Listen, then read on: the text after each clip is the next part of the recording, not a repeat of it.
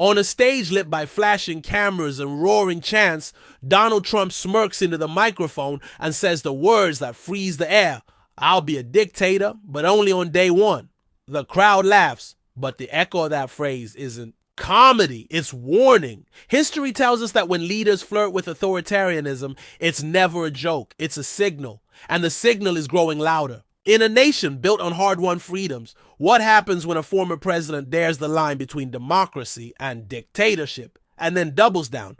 Tonight, we dive into the battle that could define America's future and reveal whether this is just theater or the opening act of something far darker. The rally was electric, charged not with hope but with a current of menace. Red hats bobbed like a sea of allegiance. Phones lit up as thousands pressed record, desperate to capture every word. Within minutes, headlines flashed across screens. Trump doubles down on dictator comment. But this wasn't a stray outburst. For years, his language has tiptoed closer to authoritarian fantasy, calling opponents enemies of the people, hinting at revenge, framing himself as the lone savior. America, already fractured by culture wars, immigration battles, and racial reckoning, felt the weight of those words differently. To some, they were a promise of control. To others, a chilling confession. The echoes of history, leaders who laughed off their own threats until they weren't jokes, sounded uncomfortably close.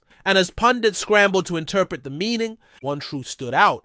This was no longer about rhetoric. It was about testing the limits of democracy itself. The stage was set, the players chosen, and the stakes, freedom or submission, had never felt higher. The question now, who would step forward to resist? But against the weight of Trump's words, a countercurrent surged. Journalists, once dismissed as fake news, sharpened their pens like swords, fact-checking every syllable in real time. On the Senate floor, voices rose with urgency. Lawmakers warning that democracy was not a toy to be tossed around for applause lines. Across campuses, city streets, young activists marched with handmade signs, their chants echoing into the night. "We will not be silenced." Late-night hosts turned comedy into warning shots, weaving humor with fire, reminding audiences that ridicule can be resistance. On social media, truth spread faster than propaganda. Clips, quotes, and context traveling at lightning speed, amplified by millions who refused to let the moment slide. The hero wasn't a single person. It was the collective, the dream of democracy defended by immigrants who knew the price of losing freedom, by everyday citizens who believed their vote was a shield, by voices refusing to bend. And as the nation held its breath, this hero rose not in silence, but in defiance, ready to confront a growing shadow. Trump did not retreat. He leaned in. With a smirk that carried both mockery and defiance, he repeated the line, "Dictator, but only on day one," as if daring the nation to challenge him. The crowd erupted, not with unease, but with cheers, waving flags as though authoritarianism were a badge of pride.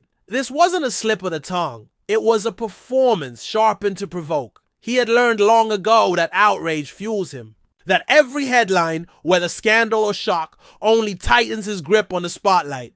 Critics demanded clarification, but Trump brushed them off, twisting the moment into proof of his dominance. To his followers, the smirk said, "I can say what I want, and no one can stop me." To his opponents, it was a chilling reminder that he thrives on testing boundaries. In this theater of politics, Trump wasn't fumbling, he was orchestrating. Each word was a calculated step, each provocation a rehearsal for power. And behind that smirk, the villain of this story revealed himself, not as a clown, but as a threat who knows exactly the game he's playing. The clash was no longer hidden. In policy papers or buried in speeches, it was laid bare, raw and undeniable. On one side stood the fragile but enduring promise of democracy, freedom of speech, the right to protest, the sacred weight of a vote. On the other, the lure of authoritarian power, a single figure unchallenged, dissent silenced, institutions bent to the will of one man. Historians warn that republics do not die overnight. They erode, speech by speech, law by law, until the people wake up in chains. James Madison once cautioned that the greatest threat to liberty is not invasion from abroad, but corruption within. Now that warning felt alive, pulsing through the veins of a divided nation. Trump's doubling down was more than bravado. It was a test. Would America shrug it off, normalizing the idea of dictatorship as campaign theater? Or would it draw the line, remembering that silence in moments of crisis has toppled nations before? Across airwaves and dinner tables, the debate raged. Is freedom resilient enough to withstand such provocation, or is this how democracies crumble? First in laughter, then in applause. The ideals were colliding not in theory, but in real time. And as the cheers of the rally echoed, so too did the question, which vision of America would prevail? The test came swiftly. Asked in interviews whether he misspoke, Trump didn't retreat. He leaned harder. With a shrug, he brushed aside outrage. Of course I'd be a dictator on day one. Close the border. Drill, drill, drill. The words landed like a hammer. Pundits gasped on live television. Anchors stumbling over how to process a former president openly embracing authoritarian language. Allies shifted uncomfortably, some offering nervous laughs, others staring into the camera with silent dread. Yet his supporters roared even louder, taking the statement as proof of strength, a man unafraid to say the unsayable. This wasn't a gaffe. It wasn't theater, it was a declaration, and in that moment the nation crossed from speculation into certainty. Trump had signaled without apology that the rules of democracy were optional in his pursuit of power. The ambiguity was gone. The line had been drawn, and every American watching was forced to ask, if this is what he says out loud, what does he imagine behind closed doors? The conflict was no longer brewing. It had arrived. The nation lurched into overdrive. Within hours, cable news screens split into fiery panels, critics warning of democratic backsliding, while defenders insisted it was all just a joke. Viral clips flooded social media. Trump doubling down, crowds chanting, commentators shouting over each other in a frenzy of disbelief and denial. Late-night hosts sharpened their monologues into weapons, weaving satire with urgency, their laughter edged with fear. The debate wasn't confined to studios. It spilled into living rooms, coffee shops, and college choir. Headlines would not die. Day after day, Trump's dictator line blazed across front pages, dissected on every network, echoed in push notifications, pinging millions of phones. Abroad, the international press weighed in with disbelief. European columnists warning of America flirting with strongman politics. Asian outlets questioning whether the beacon of democracy was dimming.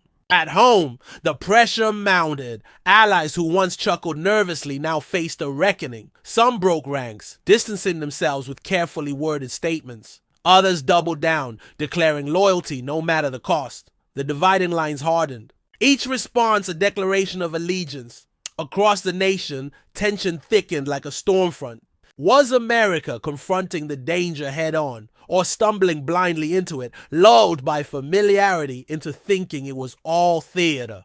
The breaking point had arrived, not in a single moment, but in the relentless drumbeat of unease that could no longer be ignored. The stage was primed, the air crackling with anticipation. The next move would not just shape a campaign, it could decide the survival of the republic itself. The showdown came under blinding lights, the nation watching. On the debate stage, Trump stood defiant, arms crossed, daring his opponent to challenge him.